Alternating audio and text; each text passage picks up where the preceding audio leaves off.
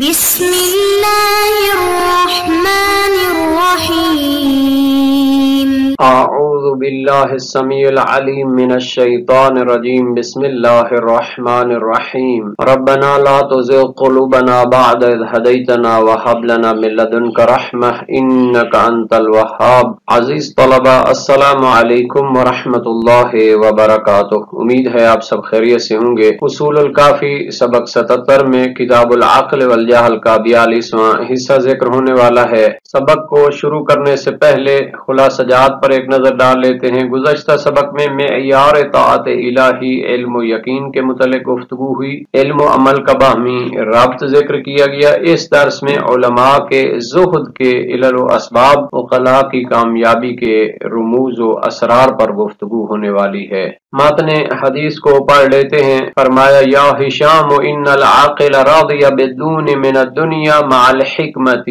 ولم يرض بالدون من الحکمت مع الدنیا فلذلك ربحت تجارتهم۔ یا ہشام ان العقلاء ترکوا فضول الدنیا فكيف الذنوب وترك الدنیا من الفضل وترك الذنوب من الفرض۔ یا ہشام ان العاقل نظر الى الدنیا والى اہلها فعلم انها لا تنال الا بالمشقة ونظر الى الآخرة فعلم انها لا تنال الا بالمشقة فطلب بالمشقة ابقاهما۔ حل لغات کو دیکھ لیتے ہیں۔ ادون کم مقدار، لا تنال حاصل نہ ہونا، ابقا زیادہ باقی رہنے والی چیز، رابحت نفع دینا، ترکو انہوں نے چھوڑ دیا، الذنوب جامع ذنب ہے، گناہ کے معنی میں ہوتا ہے۔ اس متن کا معنی یہ ہوگا کہ اے ہشام، عقل مند کم دنیا پر راضی ہو جاتے ہیں جب ان کو حکمت اور دانائی میسر ہو، اور کم حکمت پر راضی نہیں ہوتے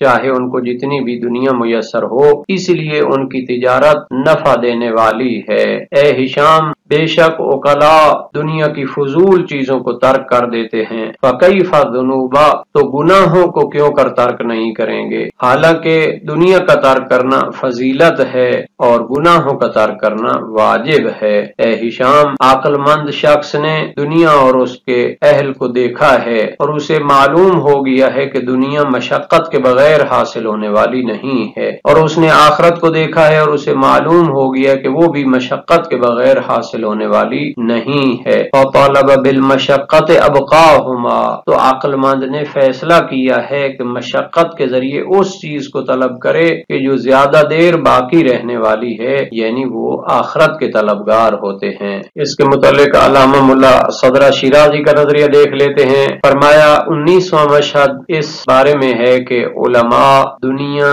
سے جو زہد اختیار کرتے ہیں تو اس کی لمیت اور اس کی علیت کیا ہے، اس کا سبب کیا ہے۔ یہ جو فرمایا اے ہشام، عقل مند کم دنیا پر بھی راضی ہو جاتا ہے جب ساتھ میں اسے حکمت میسر ہو، اور وہ کم حکمت پر راضی نہیں ہوتا چاہے جتنی بھی دنیا اسے میسر آ جائے، اسی وجہ سے ان کی تجارت نفع کرنے والی ہے۔ فرمایا اس کا منشا اور مبنی یہ ہے کہ عقل مند وہ ہے جو حکمت اور دانائی کی فضیلت اور شرف کو جانتا ہے اور دنیا کی خساست اور دناعت کو جانتا ہے، اس کے فنا پذیر ہونے کو جانتا ہے، اور وہ جانتا ہے کہ حکمت اور دنیا ایک دل میں جمع نہیں ہو سکتی۔ دنیا اور آخرت یہ آپس میں سوکنے ہیں، متضاد ہیں، یہ میزان کے دو پلڑوں کی طرح ہے کہ جب ایک کو ترجیح دی جائے گی تو دوسرا پھر اوپر چلا جائے گا۔ تو جو بندہ اللہ تعالی کے ساتھ تجارت کرتا ہے اسے دنیا ترک کرنی پڑتی ہے تاکہ اسے حکمت میسر ہو، تو کم دنیا کو بھی راضی ہو جاتا ہے جب اس کے پاس اللہ تعالی کی طرف سے حکمت میسر ہو اور اس کے ذریعے وہ کمالات کو حاصل کرے، قرب الہی کو حاصل کرے۔ لیکن اس کے برعکس راضی نہیں ہوتا کہ دنیا ملے، اس کی لذات حاصل ہوں لیکن علم و معرفت سے محروم ہو جائے۔ تو جب انسان اس حد تک متوجہ ہو، کم دنیا پہ حکمت پر راضی ہو جائے، اپنے کمالات کی طرف متوجہ ہو، تو اس کی تجارت نفع دینے والی ہے۔ اس کے مقابلے میں جو انسان فانی دنیا پہ مر مٹتا ہے اور علم و حکمت کو چھوڑ دیتا ہے تو اس کی تجارت خسارے میں ہے۔ تو گویا عقلاء عالم کی کامیابی کا راز بیان بیان ہوا کہ ان کی تجارت علمی کے اسرار و رموز یہ ہیں کہ حکمت کے ساتھ دنیا کی کم مقدار پر بھی خوش ہو جاتے ہیں اور دنیا کی زیادہ مقدار کے ساتھ کم حکمت پر خوش نہیں ہوتے۔ امیر المومنین علی ابن ابی طالب علیہ السلام کا ایک فرمان یہاں پہ ذکر کیا ہے، فرمایا لو کانت الدنیا من ذهب والآخرة من خزف لاختار العاقل الخزف الباقی على الذهب الفانی۔ اگر فرض کریں کہ دنیا سونا ہوتی اور آخرت ٹھیکری ہوتی تو بھی عقل مند اس ٹھیکری کو انتخاب کرتا جو باقی رہنے والی ہے اس کے مقابلے میں کہ اگر سونا بھی میسر ہو لیکن فنا پذیر ہو۔ حالانکہ حقیقت اس کے برعکس ہے، دنیا ٹھیکری کی مانند ہے، فنا پذیر ہونے والی ہے، جبکہ آخرت میں جو خزانے ملنے والے ہیں وہ بقا پذیر ہیں اور قابل تصور نہیں ہیں۔ نیز یہ جو فرمایا اے ہشام، عقل مندوں نے دنیا کے فضول کاموں کو چھوڑ دیا ہے تو کیوں کر گناہوں کو نہیں چھوڑیں گے؟ فرمایا دنیا اور اس کی شہوات کی تین قسمیں کر سکتے ہیں، ایک قسم تو ضروری ہے جس کے بغیر زندگی بھی باقی نہیں رہتی، تو یہ تو دنیا نہیں کہلائے گی چونکہ انسان کو اس کے ذریعے باقی رہ کر کمالات کے لیے پرواز کرنی ہے۔ دوسری قسم لذات مباحہ ہے جو جہنم سے نجات سے مانے نہیں اور نہ ہی آخرت کی نعمتوں سے مانے ہیں، لیکن یہ مزید کرامت اور فضائل اور کمالات کے لیے مانے ہوتی ہیں۔ انہیں مباحات شرعیہ کہا جاتا ہے۔ اور اس کی ایک قسم وہ ہوتی ہے کہ جو انسان کے نفس میں اثر کرتی ہے، اس کے دل کو تاریک کر دیتی ہے اور آخرت کے عذاب کا موجب بنتی ہے۔ تو ایسی لذتیں، ایسے حرام کام کہ جن کو شریعت میں حرام قرار دیا گیا کبیرہ و صغیرہ کے عنوان سے، تو ان چیزوں سے بچنا پڑتا ہے۔ یہ حجاب اعظم ہوتے ہیں۔ ان اللہ لا یغفر ان یشرک بہ ویغفر ما دون ذلک لمن یشاء۔ تو یہ جب تقسیم بندی معلوم ہو گئی تو فرمایا عقل مند فضول دنیا کو بھی چھوڑتا ہے اگرچہ وہ مباح ہوں، یہ کمال تقرب ہوتا ہے۔ تو کیوں کر وہ گناہوں کو نہیں چھوڑے گا جو محرمات ہوتے ہیں اور عقاب کا موجب بنتے ہیں اور اللہ تعالی سے دوری کا موجب بنتے ہیں۔ تو معلوم ہوا ترک دنیا یہ فضیلت کے باب سے ہے، لیکن گناہوں اور حرام کاموں کو چھوڑنا یہ فرض ہے، اس کے ذریعے عذاب سے چھٹکارا حاصل ہوگا۔ تو امور دنیا کی تین قسمیں بیان کی گئیں۔ ایک تو دنیا کی ضروری اشیاء ہیں جن پر زندگی موقوف ہے، لذات مباحہ اور لذات محرمہ میں عقل مند کو پرکھا جاتا ہے، وہ لذات مباحہ کو بھی چھوڑنے والے ہیں، یہ جائے کہ حرام کاموں کے قریب جائیں، وہ تو یقیناً ان کو چھوڑتے ہیں کیونکہ ان کے ذریعے کمال حاصل نہیں ہوتا بلکہ تاریکی قلب حاصل ہوتی ہے اور انسان خدا سے دور ہوتا چلا جاتا ہے، عذاب کا مستحق ہو جاتا ہے۔ علامہ ملا صدرہ شیرازی فرماتے ہیں کہ لذات مباحہ کو ترک کرنا یہ احرار کا وطیرہ ہے، جو لوگ آزاد ہوتے ہیں اور وہ کمالات کو حاصل کرنا چاہتے ہیں، جبکہ گناہوں کو چھوڑنا تو یہ واجب ہے، تمام لوگوں پر واجب ہے تاکہ کم از کم جہنم کی آگ سے بچ سکیں، آخرت میں پابند سلاسل نہ ہوں اور سجین اور جہنم کی آگ میں نہ پہنچیں۔ یہ جو فرمایا تھا کہ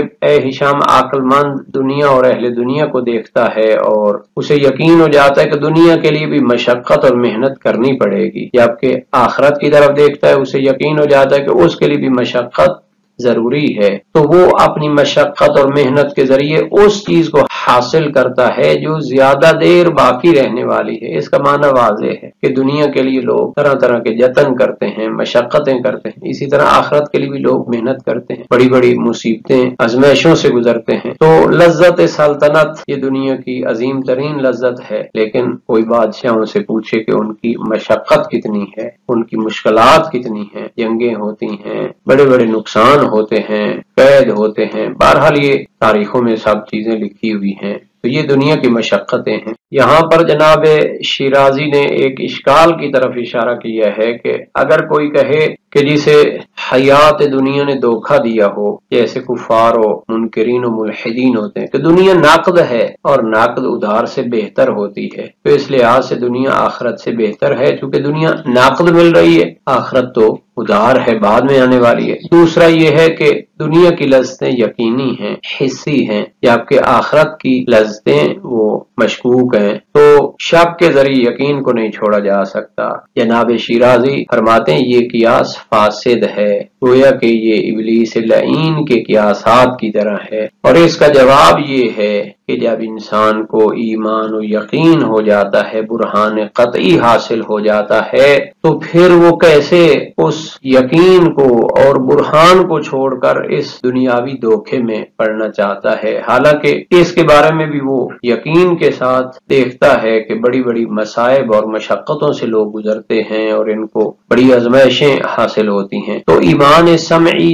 تو اللہ تعالیٰ کا فرمان ہے وَمَا عِندَ اللَّهِ خَيْرٌ وَأَبْقَى وَالْآخِرَةُ خَيْرٌ وَأَبْقَى وَمَا الْحَيَاةُ الدُّنْيَا إِلَّا مَتَاعُ الْغُرُورِ، کہ حقیقی مال و متاع وہ ہے جو آخرت میں ہے، اللہ کے پاس ہے، اور دنیا کی زندگی تو دھوکا ہے۔ وَمَا هَذِهِ الْحَيَاةُ الدُّنْيَا إِلَّا لَهْوٌ وَلَعِبٌ، یہ دنیاوی زندگی لہو و لعب کی مانند ہے، اگر اس کا کوئی مقصد نہ ہو تو پھر یہ ایک لہو و لعب کی مانند ہوتی ہے، جبکہ برہان قطعی کو اگر دیکھا جائے تو دونوں میں جو غلطی واقع ہوئی ہے وہ معلوم ہو جائے گی، تو اس کو وہ بیان کرتے ہیں۔ اس کی وضاحت میں فرماتے ہیں کہ یہ جو دلیل اس نے پیش کی تو اس کے دو مقدمے ہیں، ایک صحیح ہے، دوسرا غلط ہے۔ اس حد تک تو صحیح ہے کہ دنیا ناقد ہے اور آخرت نسیہ اور ادھار ہے، لیکن یہ کہنا کہ ناقد ہمیشہ ادھار سے بہتر ہوتا ہے یہ غلط ہے، اس میں دھوکہ دیا گیا ہے، یہ حقیقت کے خلاف ہے۔ یہ ناقد اور نسیہ اس وقت ناقد بہتر ہو سکتا ہے جب کمیت اور کیفیت میں برابر ہوتے،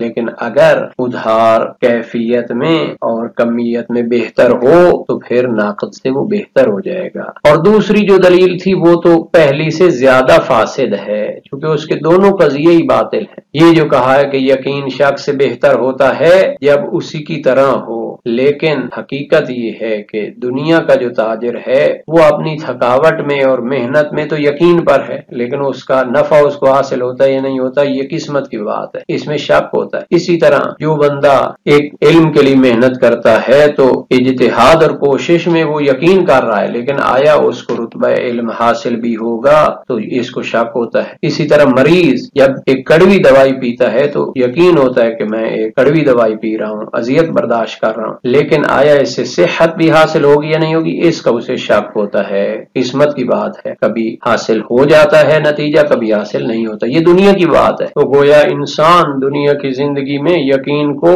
شک کی بنیاد پر چھوڑتا ہے، مریض اس کڑوی دوائی کے نقصان کو برداشت کرتا ہے تاکہ ممکنہ صورت میں اسے طولانی مرض یا موت سے چھٹکارا حاصل ہو جائے۔ یقین نہیں ہوتا کہ اس کو یقینی شفا ملے گی، لیکن ایک احتمال ہوتا ہے۔ اسی طرح جس کو آخرت کے بارے میں احتمال بھی ہے تو حکم عقل کے مطابق اس پر واجب ہے کہ وہ اس دنیا کی چند روزہ زندگی میں صبر کرے اور آخرت کے بارے میں جو احتمال ہے اس کو جدی لے۔ اگر تو آخرت میں کوئی چیز نہیں ہوئی تو دنیا کی زندگی کے چند نعمتیں اس سے ضائع ہو گئیں، لیکن اگر آخرت کے بارے میں کہی گئی باتیں سچ ہوئیں تو وہ پھر جہنم سے بچ جائے گا اگر اس نے احتیاط کی ہو، اور اگر احتیاط نہیں کرے گا تو پھر ایسی جہنم، ایسے عذاب سے گزرنا پڑے گا جس کی وہ طاقت نہیں رکھتا۔ امیر المومنین امام علی ابن ابی طالب علیہ السلام سے منقول ہے کہ آپ نے بعض ملحدین سے فرمایا ان کان ما قلتہ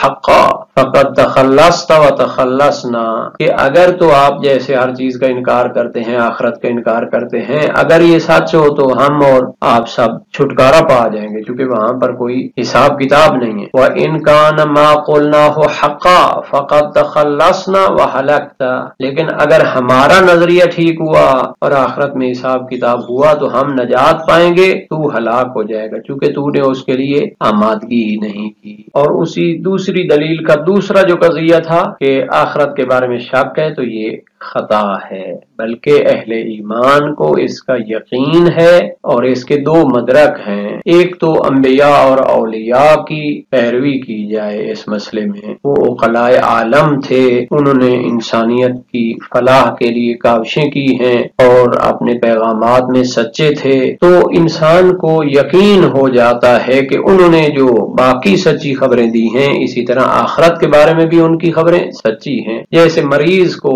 ڈاکٹر کے قول پر یقین ہوتا ہے اور اس کے لیے وہ کڑوی دوائیاں پینے کو قبول کرتا ہے، تو یہ جو انبیاء ہیں، یہ جو اولیاء اللہ ہیں، ان کی صداقت ان عام ڈاکٹروں سے زیادہ ہے۔ تو بہرحال یہ ایک طریقہ ہے کہ انسان جب آخرت کے بارے میں خبر دینے والوں کی سچائی کے بارے میں یقین حاصل کر لیتا ہے، جن کو انبیاء اولیاء قرار دیا جاتا ہے، تو پھر اسے منکرین معاد کے جو لاؤبالی لوگ ہوتے ہیں، شہوتوں میں پڑے ہوتے ہیں، تو ان کی باتوں سے کوئی مشکل نہیں رہتی، کیونکہ وہ لوگ لاؤبالی ہوتے ہیں، بے پرواہ لوگ ہوتے ہیں، حقائق کا سامنا کرنے سے گھبراتے ہیں، شہوتوں کے پجاری ہوتے ہیں۔ دوسرا مصدر آخرت کے علم و معرفت کا وہ وحی اور الہام ہے اور حکماء اور عقلاء کے لیے برہان ہے۔ فرمایا کہ انبیاء کو حاصل ہونے والی وحی کو ملائکہ کی تقلید شمار نہ کیا جائے، بلکہ یہ ایک مستقل منبع ہے، یہ خدا کی طرف سے کشف حقائق ہوتے ہیں اور انبیاء کو علم و معرفت جو عطا ہوتا ہے اس کا ایک ذریعہ ہے۔ گویا ایمان اور یقین جو آخرت کے متعلق ہے اس کے مدارک اور ماخذ دو چیزیں ہیں، انبیاء اور اولیاء کی پیروی کی جن کی صداقت پر انسان کو یقین ہوتا ہے، اور وحی الہی اور برہان عقلی کے یہ بھی اللہ تعالی کی طرف سے علم و یقین کے لیے مستقل منابع ہیں۔ آج کے سبق کا خلاصہ دیکھ لیتے ہیں کہ علماء کے زہد کے علل اور اسباب پر بحث ہوئی، عقلاء کی کامیابی کے اسرار اور رموز پہ بحث ہوئی، امور دنیا کی تقسیم اور نتائج کو ذکر کیا گیا۔ اس درس کے متعلق تمرینی سوالات کو بھی دیکھ لیتے ہیں اور اللہ تعالی سے دعا کرتے ہیں کہ ہمیں علم و معرفت عطا فرمائے اور قرآن و سنت کو سمجھنے اور ان پر عمل کرنے کی توفیق عطا فرمائے۔